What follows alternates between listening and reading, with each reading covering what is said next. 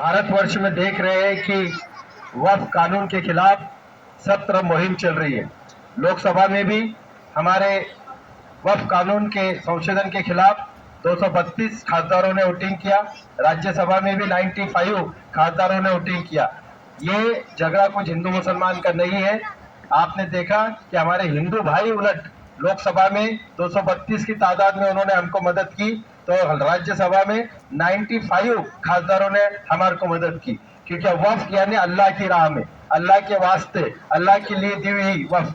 तो ये सब कुछ जगह, ये हमारे ईदगाह, कब्रस्तान, खानकाह, जितनी भी चीजें,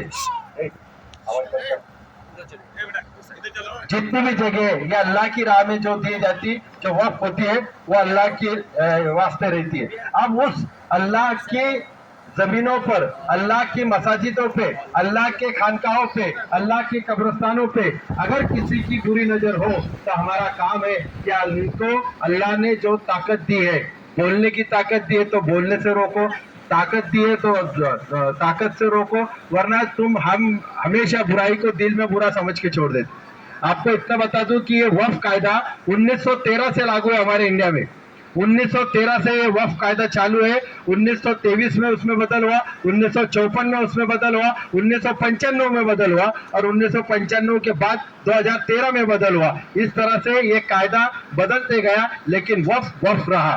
वक्फ की प्रॉपर्टी को कोई सरकार ने हाथ नहीं लगाई, वो खानकाह हो, ये कब्रस्तान हो, ईदगाह हो, मसाजिद हो। लेकिन ये सरकार की बुरी नजर आपको पता है। ये सरकार जब से आई है 2014 से, इन्हें हमारा हिजाब छीन लिया, इसने हमारे बाबरी मस्जिद छीन ली, इसने हमारा ट्रिपल तलाक छीन लिया, इसने हमारा 370 छीन लिया। ये सब कुछ छीनने के पीछे, इसलिए दोस्तों और नौशम यहाँ आ जाओ आप। इसलिए आपसे मोहतबाना गुजारिश है कि इस कायदे के खिलाफ आप जहां जाए, आप महाराष्ट्र से हो, आप मध्य प्रदेश से हो, आप गुजरात से हो, कहीं को भी हो, जहां जहां तंजीमें, ये all India Muslim personal law board इसके खिलाफ कार्रवाई कर रहा है। इसके लिए आपसे मोहतबाना गुजारिश है कि आप जहां है, जिस हाल में इस कायदे का, इस काले कानून का, इसको अपोज करो और इसके खिलाफ जाओ। और जब तक कि आप इसके खिलाफ नहीं जाएंगे, आप बोलेंगे कि कोर्ट में तो चालू है, अब उन्हें क्या करना चाहिए, तो हमको जमहूरी तौर पे, लोकतांत्रिक तौर पे जो हमारे को संविधान ने हक दिया है, उसके तहत हम वो काम करें और उसके तहत हम उसका अपोज करें।